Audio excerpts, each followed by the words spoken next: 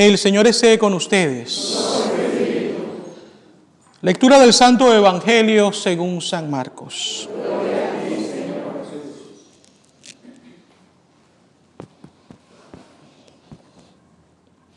En aquel tiempo Jesús se retiró con sus discípulos a la orilla del mar, seguido por una muchedumbre de galileos.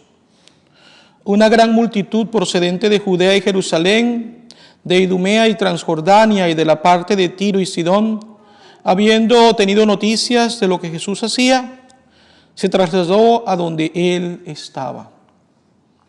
Entonces rogó Jesús a sus discípulos que le consiguieran una barca para subir en ella, porque era tanta la multitud que estaba a punto de aplastarlo.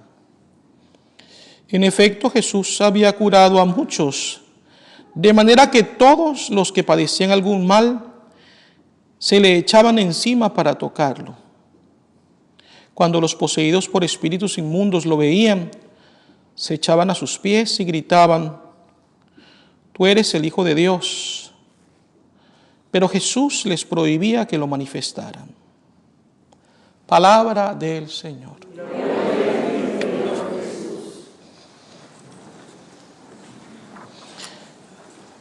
Les explicaba en días pasados que la carta a los hebreos es dirigida de una manera especial a aquellos nuevos cristianos venidos del judaísmo que a su vez provenían de familias sacerdotales.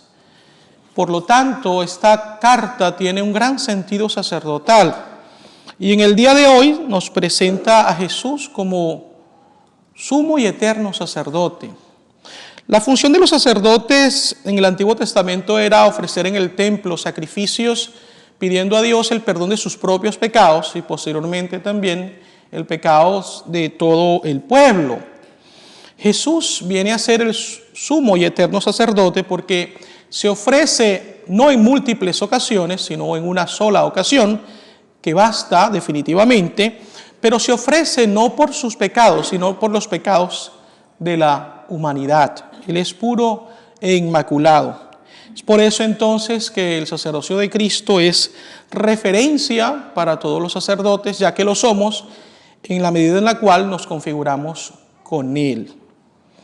Ahora bien, este texto también nos presenta algo muy interesante y es las limitaciones que todo hombre llamado al sacerdocio puede tener y a pesar de ellas Dios los llama y lo transforma ontológicamente para que pueda celebrar los sacramentos en persona Christi, ser, como se dice en latín, alter Christus, es decir, otros Cristos.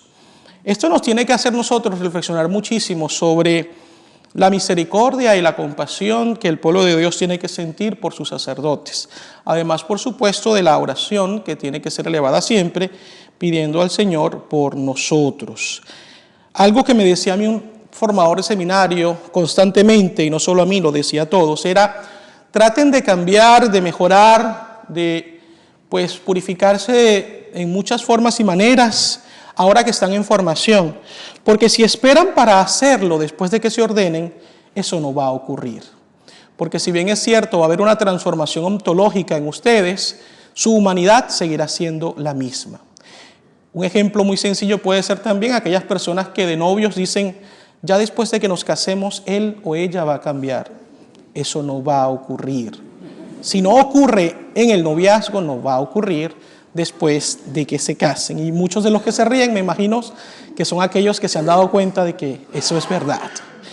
Pero vuelvo al punto y les comento la importancia que las personas tienen que, tener en cuanto a la oración por los sacerdotes y a la compasión con nosotros. También, por supuesto, nosotros estamos llamados a ser compasivos y misericordiosos con todos ustedes, pero considero que en unas ocasiones tanto nosotros como las personas olvidan esta parte humana de la cual nosotros también participamos. Hay una oración muy hermosa en la cual se pide por los sacerdotes y precisamente parte de la oración dice: protégelos, te pido, Señor, en las horas de soledad y dolor, cuando su vida de sacrificio por el prójimo parece inútil.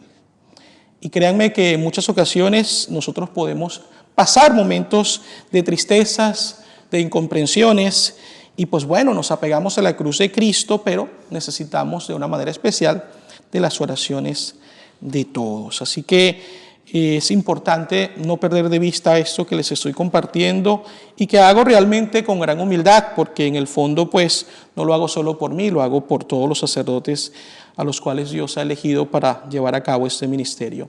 En su nombre, para su gloria y para el bien del pueblo. El Evangelio nos presenta también un pasaje importante. Fíjense, en los días previos veníamos viendo una cierta controversia entre Jesús y los fariseos, quienes querían negar pues su misión como el Hijo enviado del Padre. Hoy vemos en cierta manera un momento de éxito en la vida de Jesús. Y digo en cierta manera porque en realidad lo que Jesús buscaba no era éxito, era cumplir con la voluntad de Dios. Y yo creo que al decir esto, lo digo no por Jesús, lo digo por nosotros. Porque en nuestra vida cristiana, en nuestra vida de fe, cuidado de estar buscando éxitos personales. Tenemos que buscar siempre la gloria de Dios y no realmente nuestro éxito para lucir bien ante los demás. Si lo hacemos así, entonces estamos alejándonos realmente de lo que Dios quiere para nosotros, de lo que Dios quiere para su iglesia.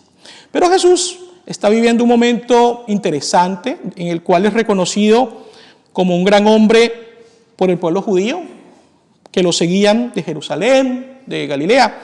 Pero no solamente eran los judíos los que reconocían a Jesús, sino también los paganos. Vemos acá en el texto que se nos dice que personas venían de Transjordania y de manera especial de la parte de Tiro y Sidón, partes en las cuales vivían los paganos, los incrédulos, que tenían otros dioses, pero veían en Jesús un hombre que les llamaba la atención y por eso lo seguían.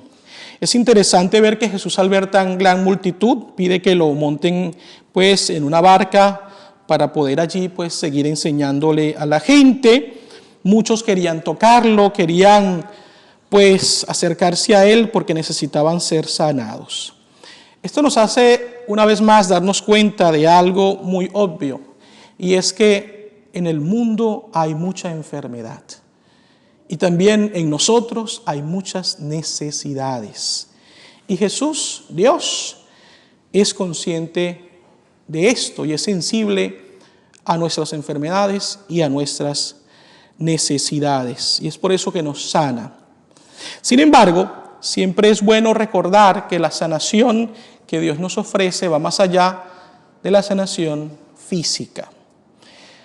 Seguramente muchos de ustedes conocieron o escucharon hablar del padre Emiliano Tardif, un hombre que Dios le concedió unos dones especiales de sanación física y espiritual. Muchas eran las personas que, pues bueno, participando de sus encuentros sentían que Dios les sanaba.